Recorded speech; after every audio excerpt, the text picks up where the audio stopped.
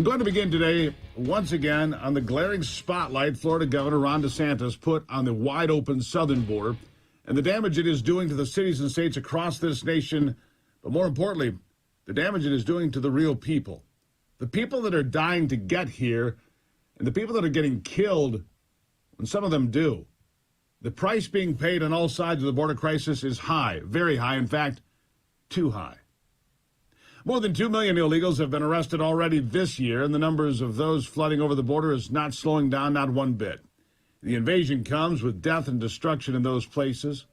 In a bold move last week, Ron DeSantis packed 50 Venezuelan illegals onto 2 small planes and sent them to the playground of the elitist liberals, mostly self-righteous, sanctimonious white liberals, Martha's Vineyard in Massachusetts.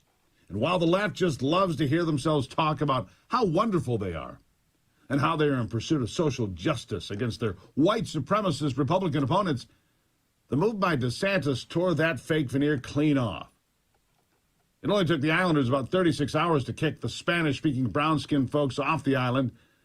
The island is home to James Taylor, Diane Sawyer, Barack Obama, and a host of other far-left fanatics.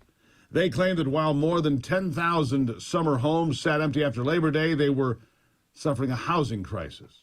A housing crisis with 10,000 empty homes. And they just could not house 50 people who were found homeless on the southern border, wandering and in need of help. Then the elitist socialists started calling Republicans names, singled out Ron DeSantis, some sort of criminal who was cruel by sending the 50 migrants to the playground of the socialist rich and famous. He found time to respond to the insanity of such comments, as you would expect. Yeah, Ron DeSantis keeps pounding on the border crisis and says the ridiculous outrage of 50 illegals in Martha's Vineyard is beyond belief. Listen to this. So when Biden is flying these people all over the fruited plain in the middle of the night, I didn't hear a peep out of those people, okay? I didn't hear a peep.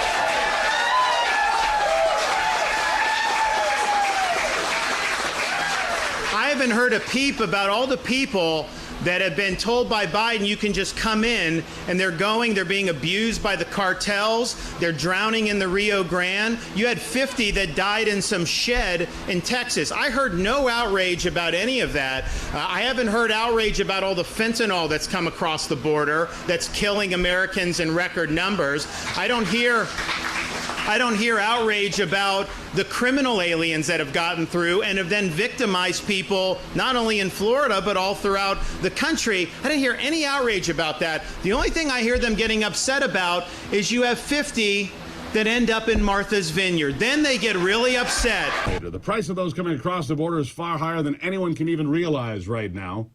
Already in 2022, 78 people on the FBI's terror watch list have been arrested trying to illegally enter the country. That is 3 times more than the last 5 years combined. Think about that. The number of those on the terror watch list caught at the southern border, 3 times higher than the last 5 years combined. That's 26 people in the last 5 years, 78 so far this year. That was from 2017 through 2021, a 5-year period. Right? The latest ad from Florida Governor Ron DeSantis is a heart-wrenching story of a young man killed by an illegal alien that had been deported twice before. And this really hits the mark. This is part of the theme. Listen to this. When our middle son, Brandon, left to go to work, he was only 21 years old. And the last words I said to him is, "I love you." And a twice deported illegal ran into him and hit him so hard that he caused Brandon's car to flip, and he killed him. My child's killed by someone who should not have been here. This is what happens when we have open borders. We were able to go and meet with Governor DeSantis. He said, "I want to hear your son's story," and to see the compassion in his eyes. And I saw the concern. He wanted to make sure other lives were protected. And as a governor, he truly has been upholding the oath that he took, which is to protect Floridians. He not only talks a good talk, but he walks it. He's been very strong on safety. He's been very strong on law and order. He has made our state one of the safest states to be in. There's no greater leader than Governor DeSantis because he didn't just listen. He put action behind it. But that should never have happened. People are getting killed by people that aren't supposed to be here. And those that are paying with their lives, well, those stories can be found all over America. It's sad. And Joe Biden and his team of social justice warriors don't care one bit about the justice for Americans that are killed and their families that are left to clean up the aftermath.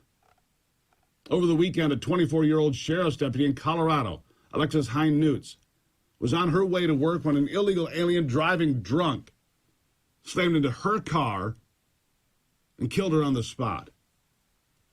The suspect had been deported twice before, but was back in the country, no problem. The problem is she's still dead. And when the press yelled out questions to Joe Biden on Tuesday, he said they didn't understand what he was dealing with. You see, the open border, according to his addled brain, is somehow different, because many of those leading the invasion over the border are from different countries, as if that makes any sense at all. Yeah, President Biden is trying desperately to get away from the ongoing conversation about the border, but the Washington press corps, they're not letting it go. And again, he says it's just different than it was before. Listen. On the border, why is the border more overwhelmed under your watch, Mr. President? Because there are three countries that are there are fewer immigrants coming from Central America and from Mexico. This is a totally different circumstance. What's on my watch now is Venezuela, Cuba, and Nicaragua. And the ability to send them back to those states is not rational. Not rational. To send them back. Not rational to close the border, apparently. Not rational to have security here for America. He's right about one thing. Things are different now because we've never seen a border so completely wide open as we have since pathetic Joe Biden and his cast of socialists invaded the West Wing. They want this to happen. How else could you explain it? They're making this happen. They're allowing this to happen. Period. We're going to continue with that in a moment. And we'll get it. And we'll get it. Because other things are finally changing too. That's the national news media. Maybe a little bit, maybe not completely being honest, but at least they're inching towards being honest about the southern border, because the southern border is being moved to Martha's Vineyard, to Boston, to Chicago, to Philadelphia, to Washington, D.C., to New York City. The southern border is being moved. And it's being moved by Republican governors. More on that after the break here on The Steve Gruber Show.